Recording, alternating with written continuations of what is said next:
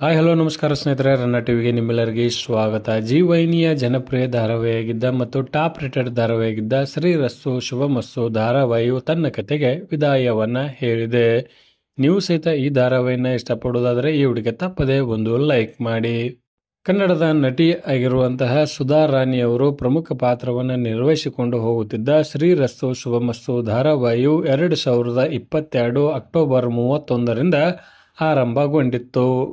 ಅಲ್ಲಿಂದ ಇಲ್ಲಿಯವರೆಗೂ ಒಳ್ಳೆಯ ಜನಮೆಚ್ಚುಗೆಯನ್ನ ಪಡೆದುಕೊಳ್ಳುತ್ತಾ ಬರುತ್ತಿತ್ತು. ಆರಂಭದಲ್ಲಿ ಒಳ್ಳೆಯ TRPಯನ್ನು ಪಡೆದುಕೊಳ್ಳುತ್ತಿದ್ದ ಈ ಧಾರಾವಾಹಿಯು ಇತ್ತೀಚೆಗೆ ನಿರೀಕ್ಷಿತ TRPಯನ್ನು ಪಡೆದುಕೊಳ್ಳಲು ಆಗಲಿಲ್ಲ. 859 ಸಂಚಿಕೆಗಳನ್ನು ಪೂರೈಸಿ ತನ್ನ ಕತೆಗೆ ಶ್ರೀರಸ್ತು ಶುಭಮಸ್ತು ಧಾರಾವಾಹಿಯು ಶುಭ ವಿದಾಯವನ್ನ ಹೇಳಿದೆ ಎಂದೇ ಹೇಳಬಹುದು. ಈಗಾಗಲೇ ಈ ಧಾರಾವಾಹಿಯು ಅಂತ್ಯವನ್ನ ಕಾಣಬೇಕಾಗಿತ್ತು. ಹೊಸ ಧಾರಾವಾಹಿಯು ಶೂಟಿಂಗ್ ತಡವಾಗಿರುವ ಕಾರಣಕ್ಕಾಗಿ ಈ ಧಾರಾವಾಹಿಯನ್ನು ಮುಂದುವರಿಸಲಾಗಿತ್ತು. ಹೀಗಾಗಿ 859 ಸಂಚಿಕೆಗಳನ್ನು ಪೂರೈಸಿ ತನ್ನ ಕತೆಗೆ ವಿದಾಯವನ್ನ ಈ ಧಾರಾವಾಹಿಯು ಹೇಳಿದೆ. ಇದು ಮೂಲತಃ ಮರಾಠಿ ಭಾಷೆಯ ಸೀರಿಯಲ್ನ ರಿಮೇಕ್ ಆಗಿತ್ತು.